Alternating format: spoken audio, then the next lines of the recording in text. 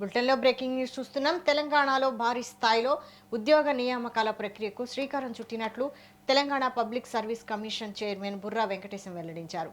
రేపు 3 నోటిఫికేషన్లు విడుదల చేయనున్నట్లు ఆయన తెలిపారు.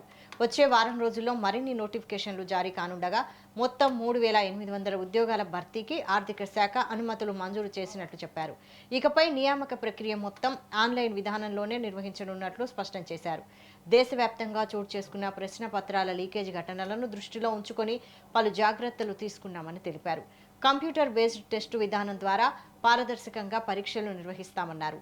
గతంలో పరీక్షల నిర్వహణ నుంచి ఫలితాల విడుదల వరకు 1-2 సంవత్సరాలు పట్టేదని, ఇకపై సింగిల్ ఎగ్జామ్కు 3 నెలల్లోపు నియామక ప్రక్రియ పూర్తి చేయడమే లక్ష్యంగా పనిచేస్తున్నామని తెలిపారు.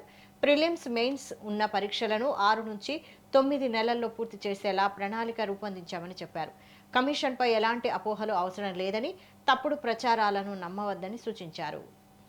మోస్ట్ అన్ఎన్వియస్ జాబ్ అంటే ఎవరు కూడా కావాలని కోరుకోని పరిస్థితుల్లో మేము ఉంటాం.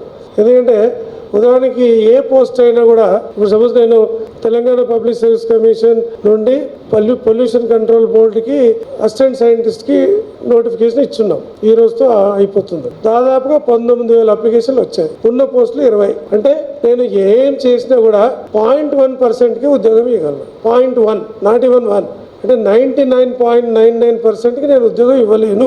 99.99%కి ఉద్యోగం ఇవ్వకపోతే వాళ్ళు మన గురించి మంచి మాట్లాడతారని చెప్పుకోవడం కష్టం. సో అసంతృప్తి అనేది ఆటోమేటిక్గా ఉంటుంది.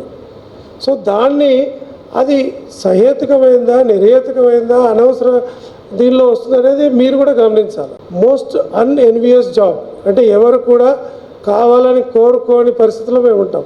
ఎందుకంటే ఉదాహరణకి ఏ పోస్ట్ అయినా కూడా ఇప్పుడు సపోజ్ నేను తెలంగాణ పబ్లిక్ సర్వీస్ కమిషన్ నుండి పొల్యూషన్ కంట్రోల్ బోర్డుకి అసిస్టెంట్ సైంటిస్ట్కి నోటిఫికేషన్ ఇచ్చున్నాం. ఈ రోజుతో అయిపోతుంది. దాదాపుగా 19,000 అప్లికేషన్లు వచ్చాయి. ఉన్న పోస్టులు 20. అంటే నేను ఏం చేసినా కూడా 0.1%కి ఉద్యోగం ఇవ్వగలను. 0.1 నాట్ ఈవెన్ 1 అంటే 99.99%కి నేను ఉద్యోగం ఇవ్వలేను.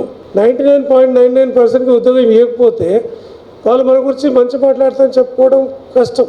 సో అసంతృప్తి అనేది ఆటోమేటిక్గా ఉంటుంది.